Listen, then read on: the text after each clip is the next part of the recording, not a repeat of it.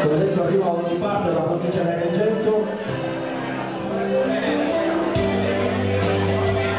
e chissà chi sarà la Miss Camilla 2012. Domenica prossima, domenica prossima lo scopriremo. Vanno a cambiarsi Davide per la seconda uscita, vi ricordo il marchio Fashion House. Come nasce? Cos'è Miss Camilla qui al Milonga Beach?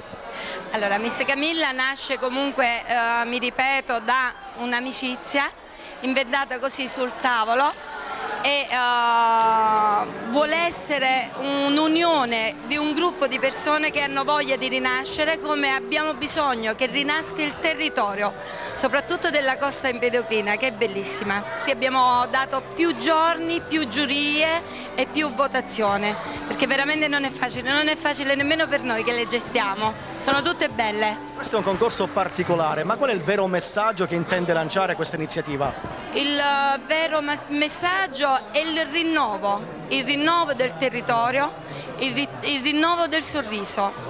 Miss Camilla è un modo anche per rilanciare il lido azzurro di Porto Empedocle. Sì, che è stato da un paio di anni il lido azzurro è stato abbandonato da tutti.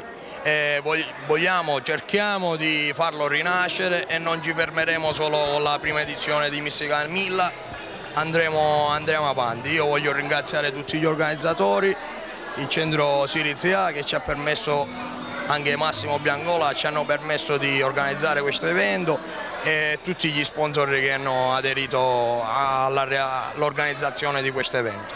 Pasquale, che bilancio possiamo tracciare di questa serata? Stupendo, semplicemente stupendo. È andato tutto anzi è andato tutto molto meglio di come ci aspettavamo e speriamo che va così fino alla fine. E nel frattempo voglio ringraziare comunque sia dall'amministrazione comunale che hanno permesso questo fino a finire a Calogero che ha messo a disposizione il posto stupendo. Qual è l'obiettivo principale di Miss Camilla? È sensibilizzare le persone sensibilizzare e valorizzare. Sensibilizzare lo capiremo alla fine nella finale il perché, e il perché si capirà sapendo il perché di Miss Camilla.